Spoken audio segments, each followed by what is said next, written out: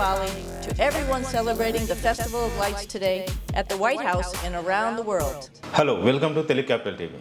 నేను మీ రవి. ఈరోజు మనతో ప్రముఖ హైకోర్టు అడ్వకేట్ శ్వేత గారు ఉన్నారు. నమస్తే మేడం. నమస్తే అండి.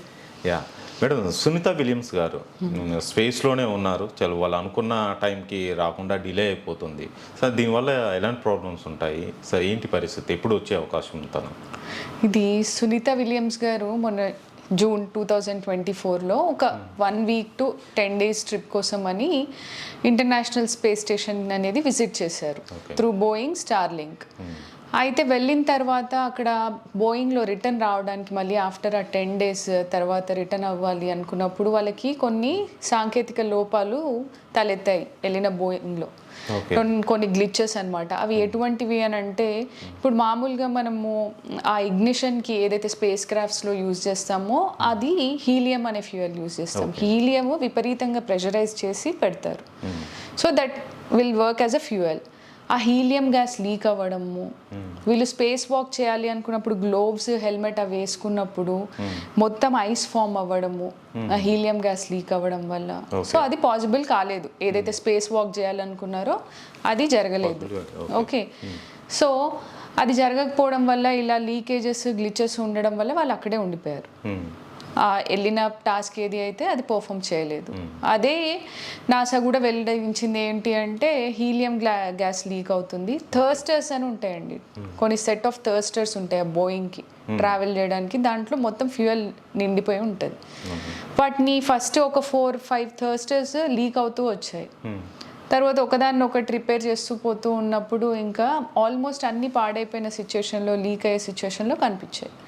ఇంకా దాంట్లో ఇండియా ఎర్త్ పైనకి ఆ థర్స్టర్స్లో అలా లీక్ అవ్వడము, అదే బోయింగ్లో మళ్ళీ ఎర్త్ మీదకి రావడం అనేది ఇట్స్ ఎ డిఫికల్ట్ థింగ్. సరైన ల్యాండింగ్ అవ్వదు, క్రాష్ ల్యాండింగ్ అవుతుంది అని. ఇంతకుముందు మనము సునీత విలియమ్స్ కాకుండా కల్పన చావ్లా అని మన ఆస్ట్రోనాట్ ఉండేవారు కదా, భూమికి దగ్గరలో వచ్చి క్రాష్ ల్యాండింగ్ అయ్యి ఆవిడ అందులో ప్రాణాలు కోల్పోవడం జరిగింది. సో అలా జరగకుండా ఉండడానికి నాసా ఏం ఇన్స్ట్రక్ట్ చేసిందంటే, మీరు అక్కడే ఉండండి, ఈ బోయింగ్ అనేది మేము కిందికి తీసుకొచ్చేస్తాము, మీ సప్లైస్ అవన్నీ తీసేసుకోండి దాంట్లో ఉంచి. ఎందుకనంటే ఎంత డిలే అవుతుందో మనం చెప్పలేము. సో ఫుడ్, వాటర్, వాళ్ళకి కావాల్సిన క్లోత్స్ ఏవైతే ఉంటాయో మళ్ళా సూట్ కేసులు కొద్ది తీసుకెళ్ళరు. ఆ ఉన్న కొన్నైనా కానీ వాళ్ళు అక్కడ సేవ్ చేసుకొని దీన్ని ఇక్కడ నుంచి పంపిస్తారు. డిలే అవుతుంది కదా, డిలే అవుతుంది వాళ్ళకి. యాక్చువల్లీ ఇట్లాంటి delays usually they are expected అండి. డిలేస్ అనేవి జరుగుతాయి, ఎక్కువే తీసుకెళ్తారు, ఎనఫ్ సప్లైస్ అన్ని తీసుకెళ్తారు. ఓకే, అండ్ వాటర్, ఈ సప్లైస్, ఫుడ్ సప్లైస్ ఎనఫ్ ఉన్నాయా లేదా అని చాలా మందికి క్వశ్చన్ వస్తూ ఉంటుంది, ఆ సందేహం వస్తూ ఉంటుంది. వాటర్ ఎట్లా అంటే, ఇప్పుడు మనం స్నానం చేసినట్టు బకెట్లు వాటర్ వాళ్ళు స్నానం చేయరు, దే జస్ట్ డూ స్పాంజింగ్, ఇట్లా ఒక తడి క్లాత్తో తుడుచుకున్నట్టు అలా. అండ్ హెడ్ బాత్ చేయాల్సి వచ్చింది అనుకోండి, దే యూజ్ డ్రై షాంపూ, దానికి వాటర్ ఏమో అవసరం లేదు. ఓకే, అలా ఆల్టర్నేటివ్స్ ఉంటాయి. అండ్ ఇంటర్నేషనల్ స్పేస్ స్టేషన్లో ఎలా అంటే, everything will be recyclable technology use చేస్తూ ఉంటారు. ఇప్పుడు యూరిన్ పాస్ చేసినా కానీ దాన్ని మళ్ళీ డ్రింకింగ్ వాటర్కి కన్వర్ట్ చేసేటట్టు రీసైక్లింగ్ అలా చేస్తారనమాట. అండ్ ద అదర్ థింగ్ ఏంటి అని అంటే, ఎప్పుడైతే ఈ థర్స్టర్స్ అనేవి పాడైపోయాయో ఇంకా అందులో వీళ్ళు తిరిగి రావడం అనేది impossible thing. Most of the times అది క్రాష్ ల్యాండింగ్ అవుతుంది, వీళ్ళకి ప్రాణాలకు ముప్పు ఉంటుంది అని నాసా ఒక కొత్త స్పేస్ క్రాఫ్ట్ అనేది రెడీ చేస్తుంది.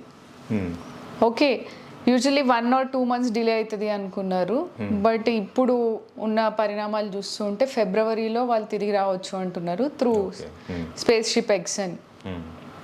ఫిబ్రవరి అని అంటే ఇప్పుడు already they went in June, 8 months delay అవుతుంది. ఓకే, సో ఫిబ్రవరిలో దిల్ బి ల్యాండింగ్ సేఫ్ అని అనుకోవాలి. ఫిబ్రవరిలో వచ్చే అవకాశం.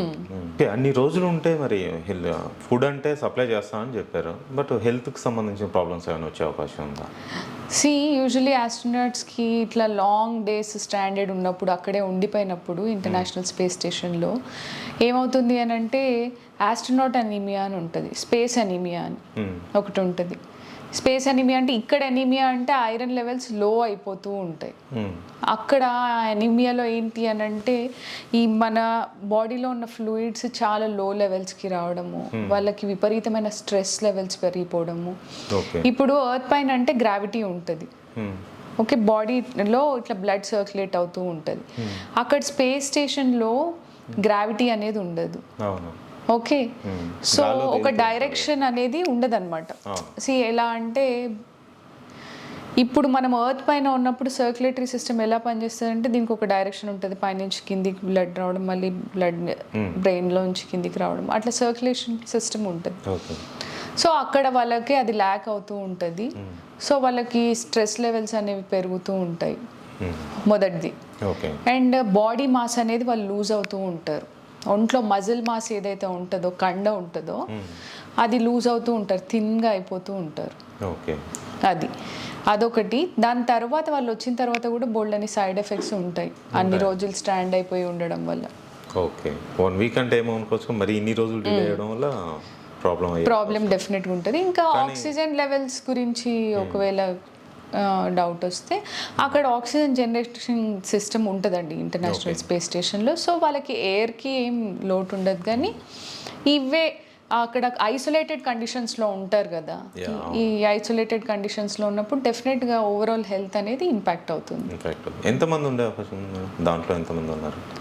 ఇప్పుడు సునీత విలియమ్స్తో పాటు విలీ మోర్ అని ఆయన కూడా వెళ్ళారు, వీళ్ళిద్దరూ ఉన్నారు.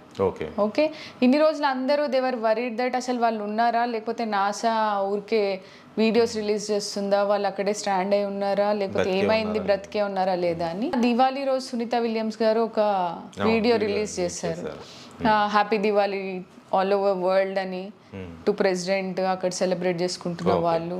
మా ఫాదర్ మమ్మల్ని డైవర్సిఫైడ్గా పెంచాడు, ఈ పండగలన్నీ మాకు ఇంట్రడ్యూస్ చేశారు, ఇవన్నీ అని ఆవిడ అందరికీ హ్యాపీ దివాళీ అని అయితే చెప్పారు. So let's hope she'll be doing fine, she'll reach రావాలి, సేఫ్గా రావాలని. సేఫ్గా రావాలని. Thank you so much madam.